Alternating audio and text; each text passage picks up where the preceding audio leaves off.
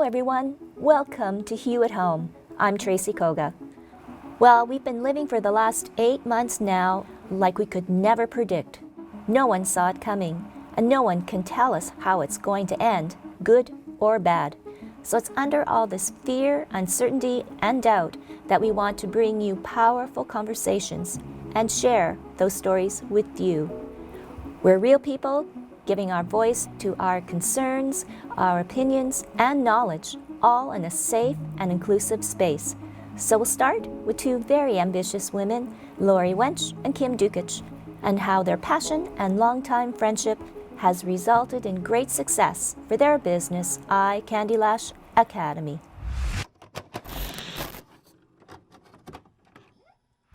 We are talking all things beauty, and it's a beautiful relationship between two lovely women that have started an incredible business right here in Winnipeg, Manitoba, and it's all about eye candy. So I want to welcome right now Lori and Kim to Hue at Home. Ladies, thank you so much for joining me today. Oh, I see you, Kim. How you doing, Kim? And Lori? Thank you so much for having us. We're excited. Oh, yes. Okay, so I'm going to start with you, Lori, because I think the eye candy story may start with you. So how did this whole business of lashes, and now it's extended to far more than just lashes, all begin? Well, I started my aesthetics career in 2001 and learned about lash extensions in 2006. And I just thought to myself, how amazing would that be to be able to have these beautiful lashes? And, you know, strip lashes it's been around for a long time, but just to have them and wake up with, you know, enhancing your lashes was so interesting to me. So I flew back home to Vancouver to learn how, and brought that artistry over here to Winnipeg and over to my clientele. And honestly, it grew from there. I didn't think it was going to grow as it did, and I'm super excited of how it's evolved from the time of 2006 all the way over here in 2020. It's definitely evolved.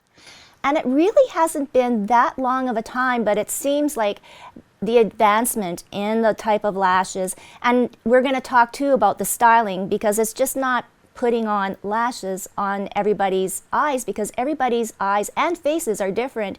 So Kim, I guess now let's talk about the relationship and how you and Lori got together.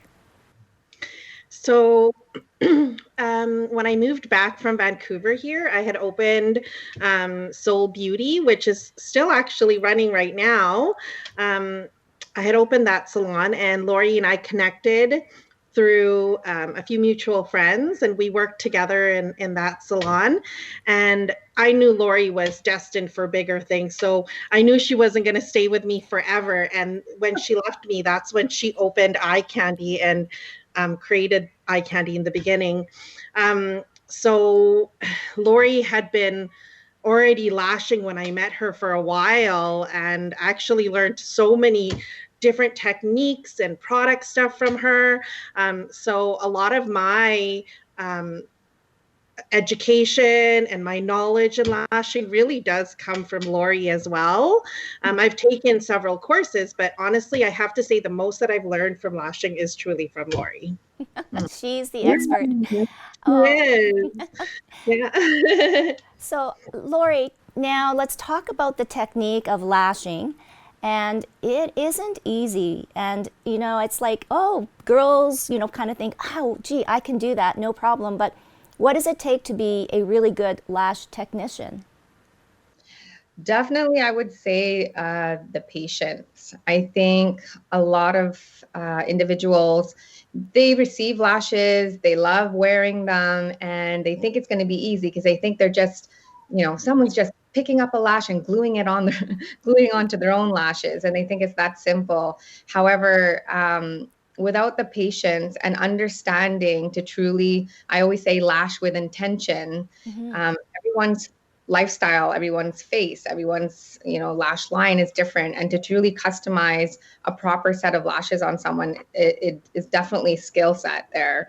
And it's of course practice. I know for myself, for the first year I was lashing, I thought, oh my goodness, I don't think I can do this. There was many times that I just wanted to put the tweezers down and give up, because every single person is you're starting from zero again. You're starting right from the beginning. So every single individual is a whole new experience. Wow. No cookie cutter lash. All right, so Kim, now everything I believe needs to be, I guess, properly done. And I know that now you have an academy where you are training actual lash technicians, under your scrutiny. So what are some of the, regulations or code of ethics that Eye Candy truly believes in? And especially now in these days with the pandemic going on, and who knows what's going to happen in the future. So Lori and myself, we love to teach our students how to properly create their workspace and, properly disinfect their stations, and how to educate their clients in proper care. Just those kind of details in educating our clients our students to properly run either if they're going to open up a salon or work from home. We want to be the place where they can come to and ask the questions that they need, and we kind of offer the guidance, right? So that everybody can know how to properly conduct their lash business from the health authorities' standards, right? So that's something we definitely teach our students, and not only our students. We want to build a community in Winnipeg for lash artists. I think it's very important for us to kind of bond together and maybe be known, like in Winnipeg, the lash artists there, they hold up a standard, so something like that would be great. And of course, Lori, you agree. And I guess now moving forward, this isn't regulated, and much like hairstyling. So how would you feel if, regulations could be in place, there was, proper licensing and whatnot? I mean, it would just bring, of course, first and foremost, the health and safety of our clients and our guests, it has to be at the forefront. So little things do get missed when things aren't regulated. Someone can learn lash extensions and is very inexperienced still, being even just at 6 months or even a year. And then they think that they can go and teach as well because it's unregulated, right?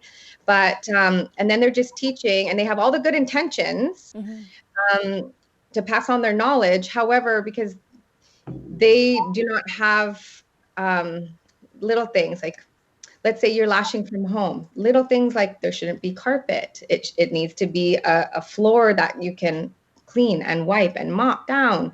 How you do your laundry, and just changing over the laundry between every client. Just little things like that. Those things matter. It's not just, of course, the eye health, but it's everything around us that can cause just unnecessary accidents or incidents with our clients. But yeah.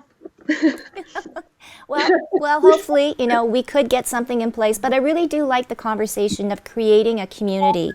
And now, Kim, through all of this, the pandemic, COVID-19, and of course, everything was shut down. And then now, you've reopened.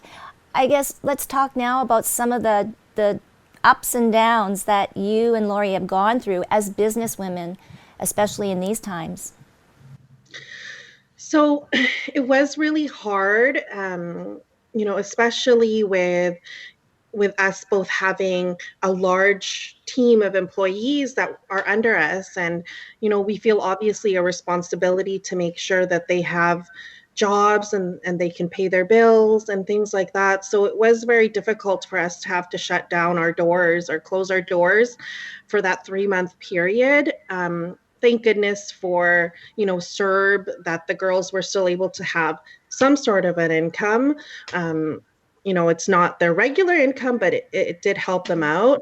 Lori and I just really banded together, and we focused all that time in educating ourselves, being strategic with our reopening plan, making sure that all the things were in place so that when we did open, we were ready for COVID, and that, clients had all of their consultations and screenings already prepared before even coming in. Temperatures were checked. We were fully stocked on all of our disinfecting materials and equipment. And it definitely was very hard because it cost a lot for PPE at that time, and it still does now. Oh, yeah. So that was a challenge for us, for sure. Well, both of you have done an amazing job, and I was just thinking, too, both of you not only running businesses. Lori, you own the Lilac Street location, and then Kim is a co-owner at the Portage Avenue Salon. So, plus balancing families and dealing with everything that is fluctuating. And even now, as we're doing this interview, we don't know what's going to happen. Correct? Correct. So dealing with uncertainty, dealing with family. I'll go to Lori first. What have you learned? I think what has got me to the place where I am today is honestly resilience. When I started Eye Candy, I was going through a divorce, and I was a single mom. I basically had nothing at the time because I was flying back and forth to Vancouver with both my parents actually being sick with cancer at the time. And, the first year of opening Eye Candy, I lost both my parents within 5 months. I was flying back and forth. Again, I had my daughter, and we were literally sleeping at my girlfriend's home. I had to leave my own home, and we were sleeping on her son's bunk bed. And that was how I dealt with even just having Eye Candy and trying to get it going at that time. So I think from that time in my life, single mom, divorce, losing both parents, I feel like anything that comes my way now, as long as you can, be resilient and accept what is happening right now, but understand and truly know and believe that there is the future ahead, right? I think if you can look at it in that sense, that there is always that brighter light. I know it sounds so cliche, but it's you have to believe in that. And resilience is truly a powerful thing. Is when you fall, just get back up. It's okay. It's gonna keep going. Life is gonna keep going. Oh, wow. Well, right now, then, you're an inspiration to all of the single moms or single parents regardless, right? And just definitely what you had to overcome. Yes, well, hey, this is a drop in the bucket. No. But I know, Kim, yourself, you've got a few kids there at different ages and managing too. Yeah. Both Lori and I actually each have 3 kids. Oh.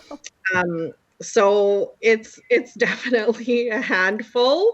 Our youngest children are quite close, and they have very similar, very energetic, over the top personalities. So we kind of bond with that, and sometimes it's really nice that we have each other not only as business partners but almost like family.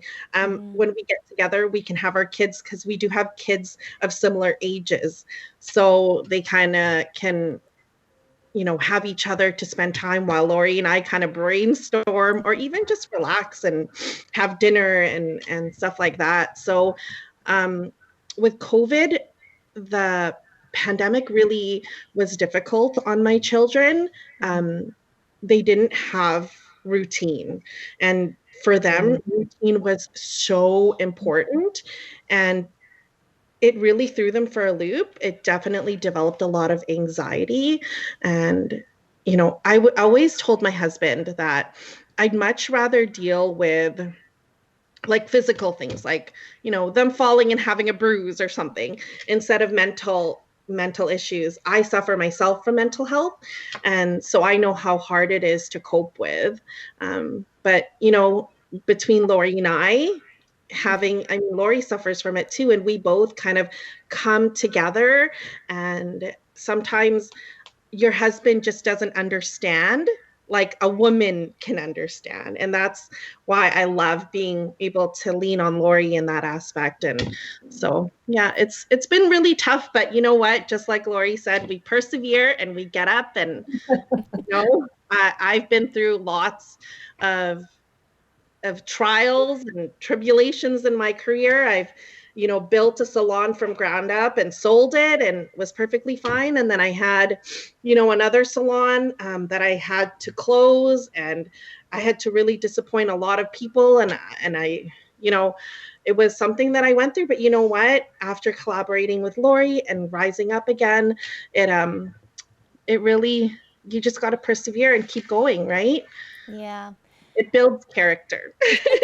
Well, no doubt. And I mean, now, thank you for sharing your stories because, you know, mental health and wellness is so important. And especially now, more than ever, we need each other. And like you said, Kim, opportunities arise and sometimes they're not the best fit. And some do. And obviously you found this and, you know, perhaps you found each other back again, which I think is really good. So I wanted to ask both of you, and it was a thought and a conversation that I had with another friend. We're now obviously in a little bit more of a cultural awareness, and especially for women and women of color.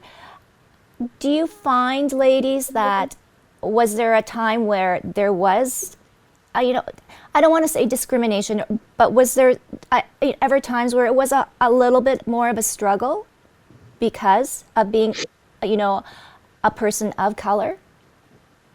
Lori? For myself, I've personally, I can't recall a time where I felt that myself. However, growing up with my mom being Filipino, my father was German, my mom Filipino, I would see how people at times when we're out shopping, or if my mom was just speaking because she had an accent, how people would speak to her as if maybe she couldn't hear properly, or, you know, just things like that, where I thought as a little child, that's strange, the way they're speaking to my mom. Or so I've seen it and felt it with my mom, not personally myself growing up, but it's you know, I've been around it. I've personally experienced it for her, you know, from or through her. Yeah, yeah. And Kim? I'd say that I've experienced some of it. Opening up my very first salon, I remember thinking like I couldn't hire just only Asian or Filipino women, and I wanted a lot of diversity. So we weren't classified as like, you know, an only Asian salon, right? And my husband thought it was really funny because he's like, you have a lot of friends that are Asian in the industry, and you know, they're great workers. Like, why wouldn't you, you know, just extend? And I said, you know, I really wanted not only to be viewed in that way, right? I wanted to know that we are multicultural in our space, and everybody is also welcome, and not only the Asian community, right? So that was really difficult. And when COVID did hit, and in Winnipeg, it was a Filipina lady that brought the first case into the city. I experienced quite a bit of shaming. Like when I went to the grocery store, I'd be at the mall, or, you know, I'd clear my throat in a store. It was really hard initially at first, right? I found though, like people got over that pretty quick. And as far as like business, sometimes people would look at me like, I actually had an employee that helped me run my shop quite a bit. And they would look at her and instantly be like, oh, are you the owner? And she's like, no, actually, I'm an employee. Kim is the owner. But I found that happened to me quite a bit. So, and it happened to me with Glam Bar. Like people just couldn't grab the concept that somebody so young could establish so much, you know? So I did get that quite a bit where people were like, oh, you're the owner, like just shocked in that way. And So I did experience quite a bit of that.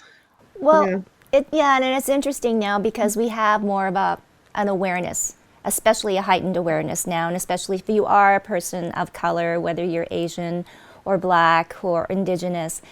So the conversations are always interesting. And I guess maybe that's a good way to kind of wrap things up, is where both of you, Lori and Kim, want to take Eye Candy Lash Academy.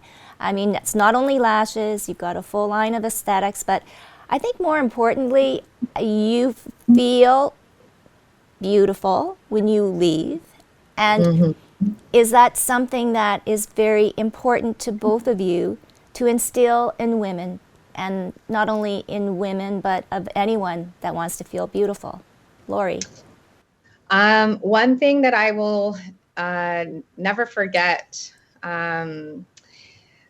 this woman who was the director of Scientific Marvel that I had the opportunity to learn from, Lucy Lauren is her name. And I will never forget when she was teaching us the power of just even the power of touch.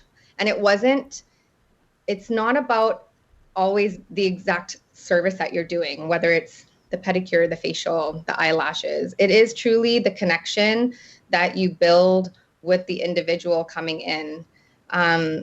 You can be an amazing artist, but if there's no connection, if they don't feel a sense of, leading with love and respect during the service, or feel special, they may not want to come back. They come back and they become loyal because of that connection you build with them and how you truly make them feel. And not just yourself, but the entire salon as a whole. I always say to my staff too, just because that person may be a client who likes to visit me for services, everybody else in the salon should still acknowledge that customer, so that when they're coming through the door, they know that they're just being appreciated for, supporting our business. So it is definitely, it is how you make women feel, and it's the connections that you have with them. And for yourself, Kim? I have to agree 100% with Lori on that. I make sure that every guest that comes in feels great, and before they leave, we make them feel comfortable and know, like, if there are any issues, please come back to us. We would gladly, adjust anything that's needed for you. And just really building that relationship with the client.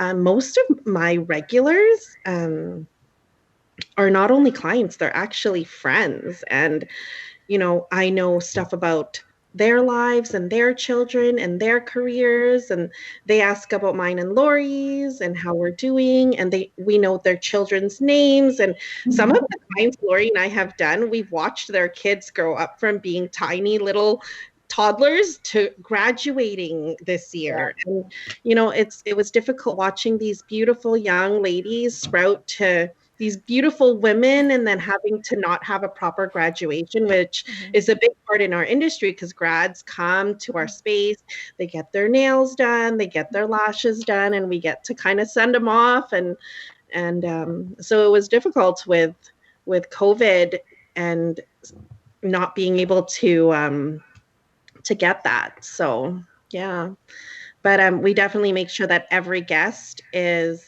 really happy and they leave really feeling great about themselves. Wow. Well, I can attest to that yes, you do leave feeling very, very beautiful. I just want to say, thank you so much, Lori and Kim, for taking this time and sharing your stories. I think this is so important. This is why we do this show, so other women can feel emboldened or encouraged to maybe start their own business, but also have the confidence and, as Lori mentioned, resilience to overcome anything. And I think beauty has definitely brought you two together, and you two are very beautiful souls indeed. So thank you so much, Lori and Kim. Thank you so much for having us. I want to give a big thank you once again to Lori and Kim for that great Skype conversation, and you can check out their full line of services at eyecandylashacademy.ca. Now, we have been having a lot of fun with our Hue Virtual Chat that goes every Tuesday at 11:30 a.m. And over the course of time since last March, we've met dozens of women and a few men that have been doing remarkable things in our community. And it is a big reason why we've started Hue at Home, so we can share those highlights with you. So now I want to introduce a very special young lady, Eileen McDonald, who shares her very powerful and personal story right here on the Hue Virtual Chat. It's a pleasure to speak to you guys at Hue. I'll just go a little bit into my story and then allow for questions or anything like that. But back in 2013, I was traveling Italy, Padova with my best friend, and we were couch surfing. And there we stayed with a host named Maglio, and he was actually a police officer at the time. And we were very young and just excited about this trip. So he offered us a place to stay, and we decided to take him up on it through the couch surfing website. And on the second night, he drugged and sexually assaulted us. And we fled from his place the very next morning once we woke up. And within a few days, I waited a few days because I was still in shock, but I reported it on his couch surfing profile. And immediately, I'm telling you, there was several girls writing back to me saying, you know, the same thing happened to me, the same thing happened to me. And it was devastating and shocking and terrifying. One of the girls, who is now one of my friends, Maria, so she got in touch with me and she said, we have to do something about this. And I said, yeah, I think we do have to do something about this, but like, what can we do? We can go to the cops. So I actually me and my friend reported this in Austria. That was the next place we went to after Italy. And the police were not helpful there. They basically said, you know, because we were not Austrian citizens and the crime didn't happen in Austria, there was nothing that they could do besides take down a report. So we decided that we'd all report it in our home cities. And it was really hard for the Winnipeg police to be able to take on my case because it was international. So we kept on fighting. Maria got in touch with IRPI, which is an investigating reporting project Italy. So they're a not-for-profit journalism team, and they actually took our stories. They released it worldwide back in 2016, I believe. And then from there, they worked with us. They paired us up with a team of lawyers. We all went down to court in 2019.